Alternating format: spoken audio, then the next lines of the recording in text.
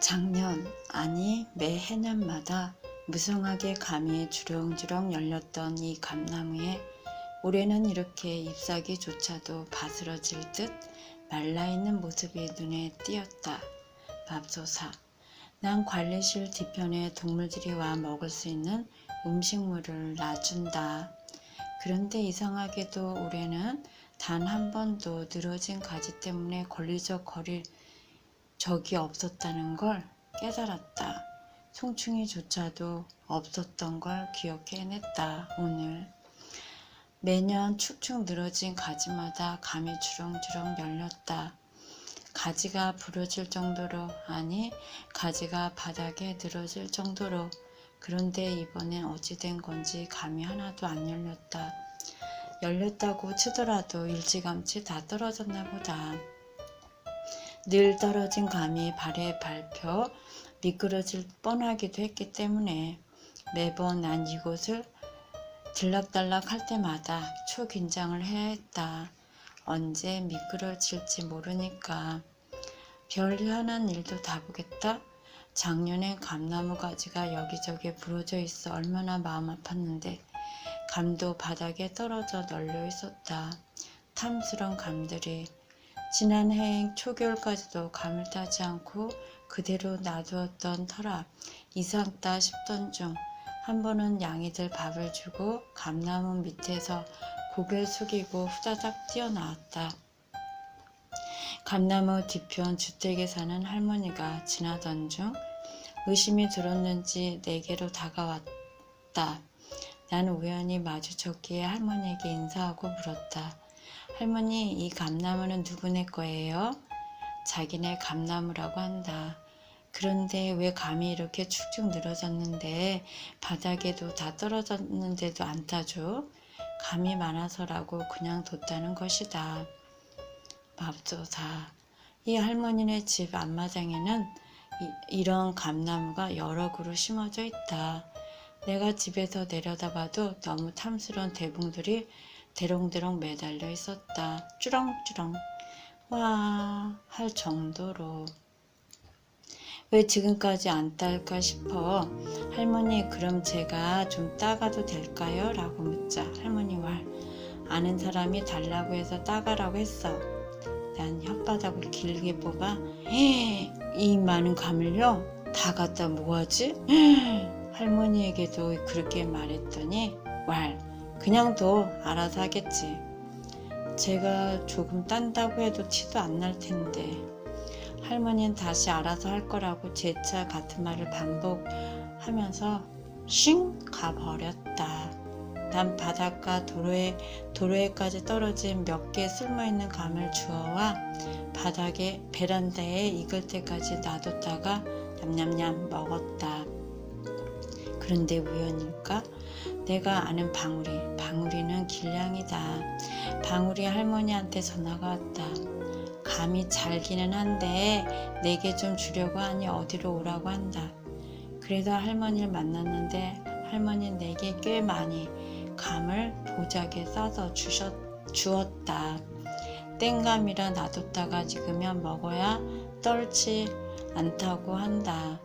또 아는 지인이 자기네 감나무에서 딴 감이라고 하면서 내게 한 봉다리를 감을 주었다.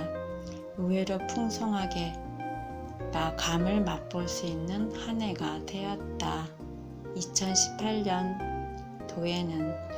그런데 다른 때 같으면 머리에 걸리적거려 허를 구부정하게 해서 감나무 밑을 지나다녔을 텐데 별스럽게 여기며 이상하네 라고 요상한 마음이 들어 한번 눈을 들어 감나무를 올려다봤다.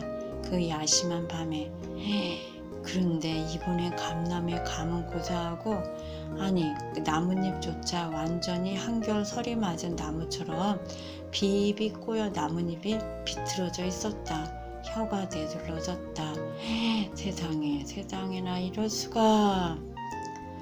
자기가 먹지 않을 것이고 감이 넘쳐나 지천인 감나무의 감들인데도 안 된다고 했던 그 할머니가 떠올랐다.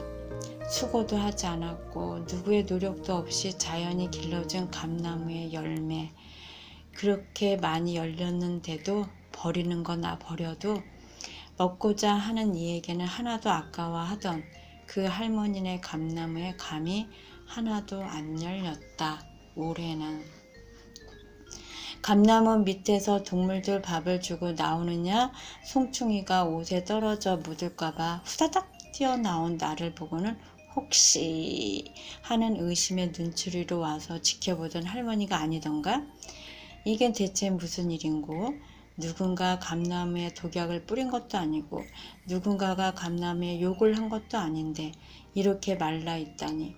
지금쯤 늘어진 가지에 나뭇잎들이 꽉 차 매달려 있으련만 감들은 주체 못해 축축 바닥에 닿을 듯 늘어져 있어야 하건만 무슨 일인고 이게. 예수님이 하던 말이 생각난다.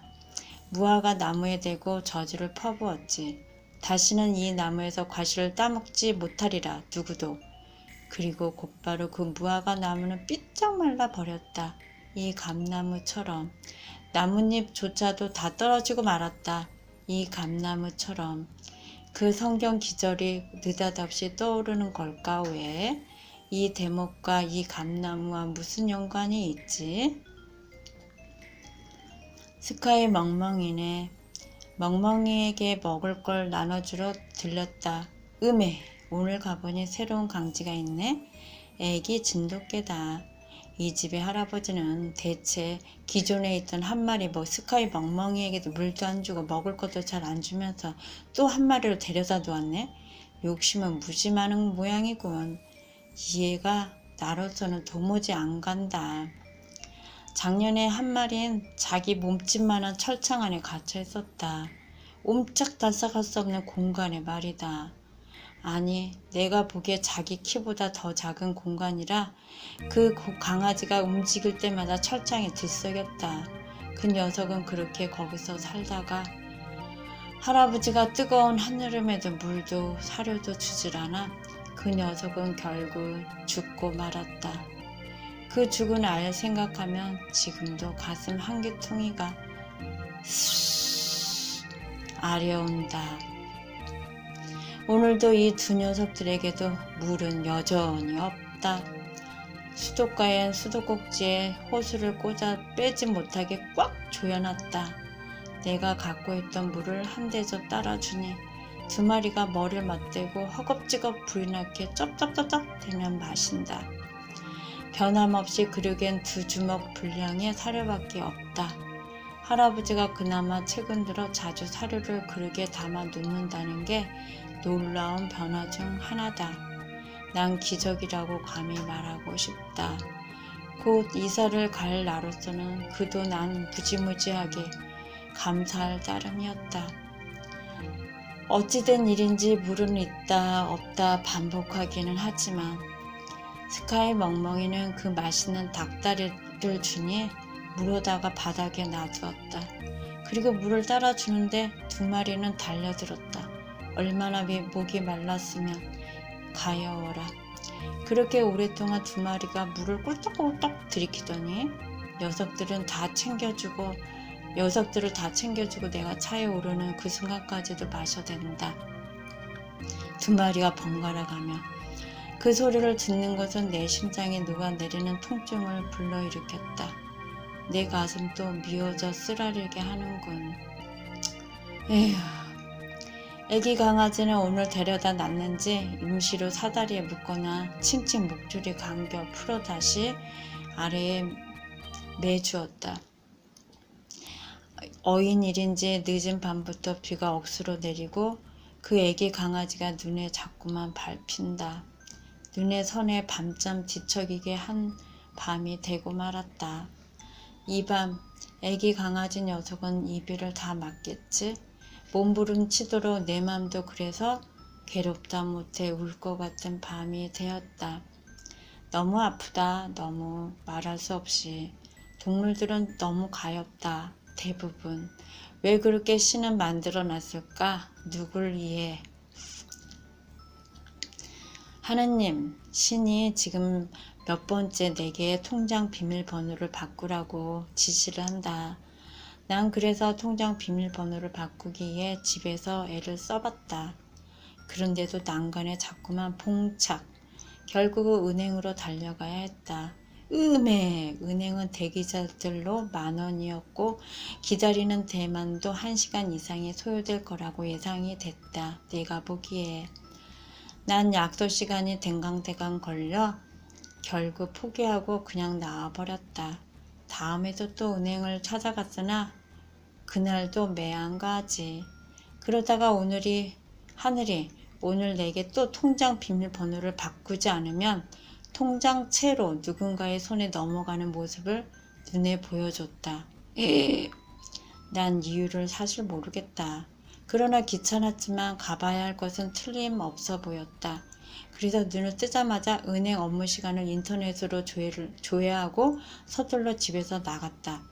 가서 좀 기다렸다가 빨리 업무를 보는 게 낫겠다는 생각이 들었기 때문이다.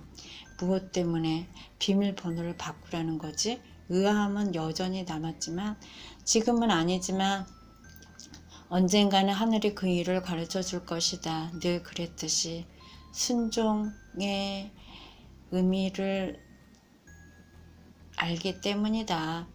은행에 가보니 요즘 사기치는 이들이 많아 그런지 몰라도 모모주의라고 하면서 각별히 조심하라는 그런 경고문이 은행 벽 곳곳에 붙어 있었다.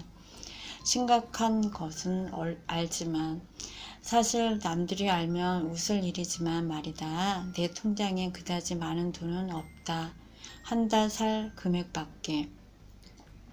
그러나 내게는 그 몇 푼 안 되는 금액이라도 어마어마하게 큰 금액이다.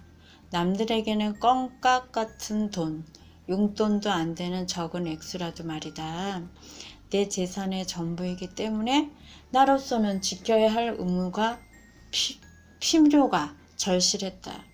은행 업무는 기다린 보람이 있는지 바로 샤시가 열리면서 6번째로 번호표를 뽑고 나서 곧바로 내 번호가 호명이 되었고 전광판에도 떴다.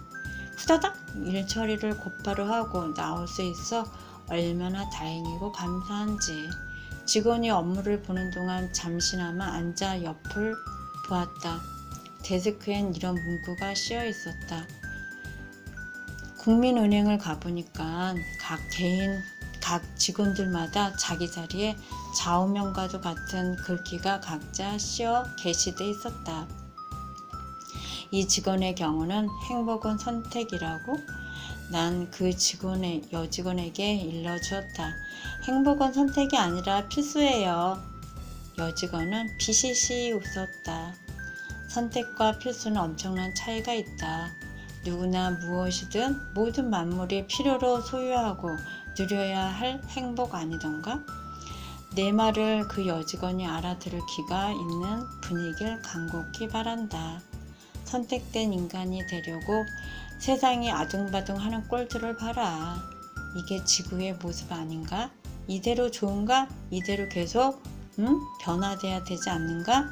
달라져야 하지 않는가? 누군가가 예수나 석가처럼 그런 인물이 나와서 이 지구를 변화시켜야 하지 않는가?